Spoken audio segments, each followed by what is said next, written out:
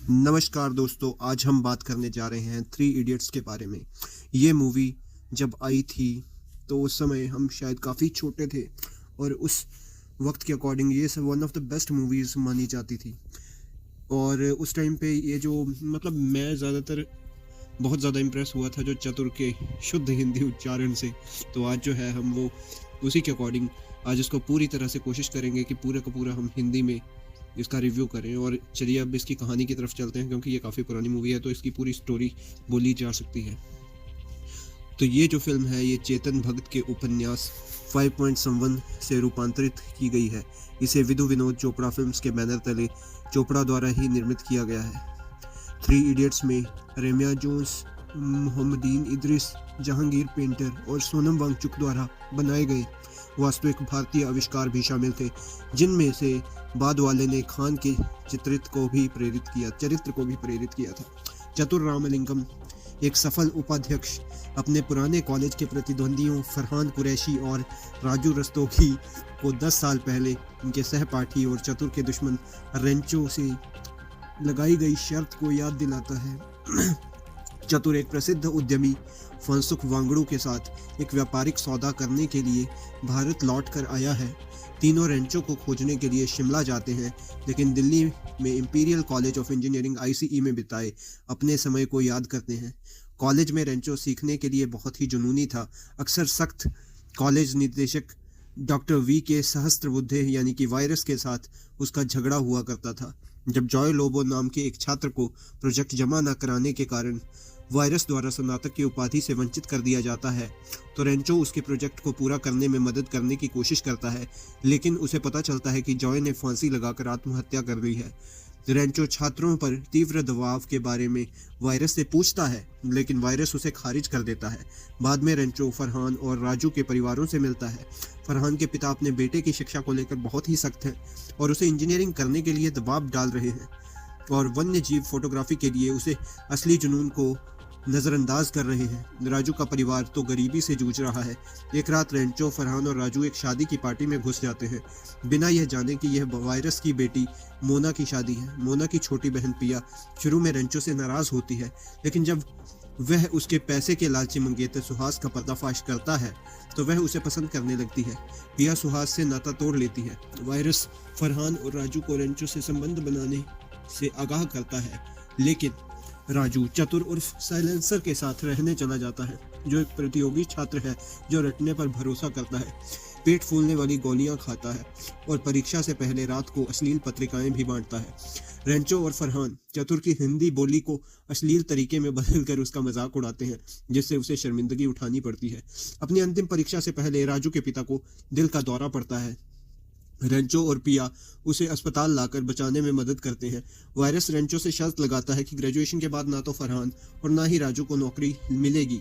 रेंचो अपने दोस्तों को बताता है कि वो क्यों संघर्ष करते हैं।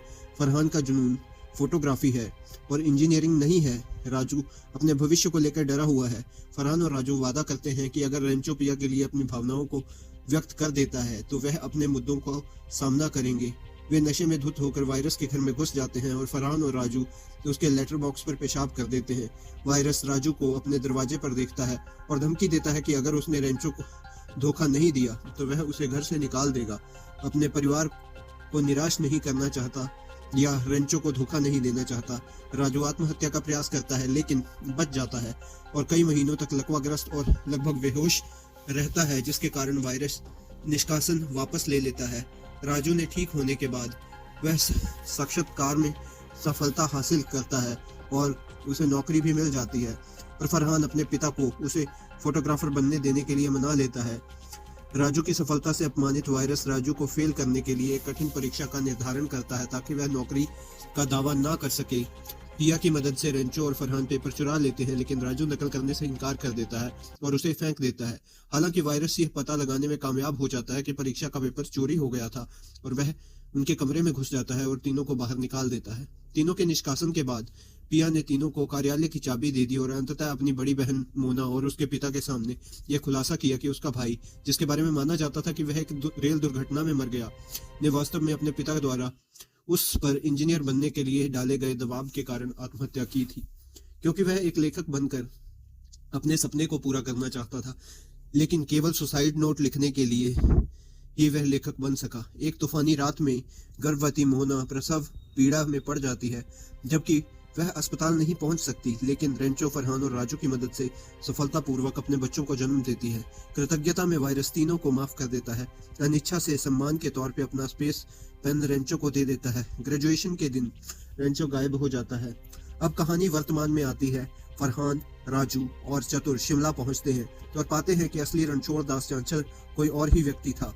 फरहान और राजू द्वारा उसके दिवंगत पिता की अस्थियों को शौचालय में बहा देने की धमकी के बाद असली रणछोड़ दास बताते हैं कि उनका दोस्त असल में छोटे था, जो रणछोड़ दास के परिवार का माली का बेटा था, जो रणछोड़ दास की जगह पर शिक्षा प्राप्त करने और उनके लिए डिग्री हासिल करने आया था। वह उन्हें लद्दाख में छोटे का पता बताता है। रास्ते में वे मनाली में सुहास के साथ पिया की शादी में खलल डालते हैं और उसे अपने साथ शामिल होने के लिए मना लेते हैं।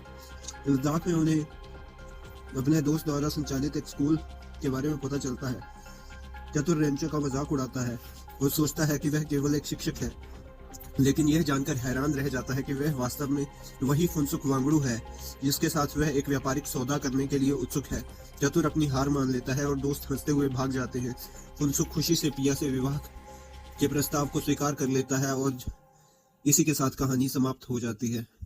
तो ये उस समय की बहुत ही अच्छी मूवी थी। इसका एक वर्जन जो है वो साउथ की किसी मूवी में भी बना हुआ है, तो ये अच्छी मूवी है, कईयों ने देखी होगी और मैं तो ये कहता हूँ कि इसे जरूर देखें। ये था मेरा रिव्यू। मैं मिलता हूँ आपको किसी और वीडियो में किसी और रिव्यू के साथ। तब तक के लिए बाय।